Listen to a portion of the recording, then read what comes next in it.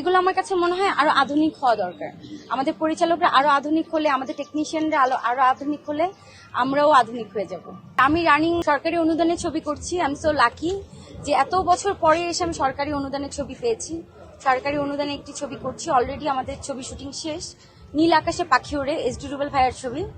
ওই ছবিটা খুব তাড়াতাড়ি রিসেন্টলি মুক্তি পাবে। তারপর আমার আরেকটি ছবি আছে, নদীর জলে শাপলা ভাসে, আনিসুর রহমান মিলন ভাইয়ের সাথে। ওই ছবিটা আমার খুবই প্রিয় একটি ছবি। তারপর আরেকটি ছবি কিছুদিন আগে দেখলাম, ব্যানার বড় বড় বিলবোর্ড এফডিসিতে, ভালোবাসি তোমায় আরজুর সাথে। ওই ছবিটা একদমই রিলিজের অপেক্ষায়, জাস্ট আমরা ডেট নিয়ে রিলিজ দিয়ে দিব। হয়তো নির্বাচনের পরপরই ওই ছবিটা মুক্তি পাবে। তার পাশাপাশি আমি কিছু টিভিসি করছি, ব্র্যান্ডের সাথে যুক্ত আছি, আমি প্রমোশনালে কাজ করছি আলহামদুলিল্লাহ। তারপর এখন রিসেন্ট আবার টেলিফিল্ম করছি, ছোট পর্দায় টুকটাক কাজ করছি, নাটক করছি।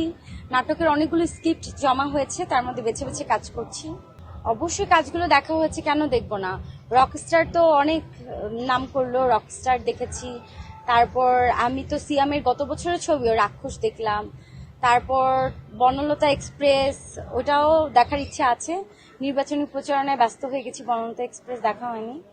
আমি সবসময়, আমি যেহেতু চলচ্চিত্রের মানুষ, চলচ্চিত্রের খবর তো অবশ্যই আমাকে রাখতে হবে।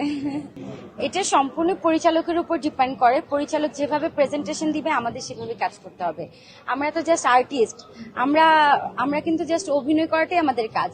তো পরিচালকের কাজ হচ্ছে একটা সিনেমাকে কিভাবে প্রেজেন্ট করবে, তার ট্রেইলারকে কিভাবে প্রেজেন্ট করবে, তার প্রমোশন কিভাবে প্রেজেন্ট করবে। এগুলো আমার কাছে মনে হয় আরো আধুনিক হওয়া দরকার। আমাদের পরিচালকরা আরো আধুনিক হলে, আমাদের টেকনিশিয়ানরা আরো আধুনিক হলে আমরাও আধুনিক হয়ে যাব।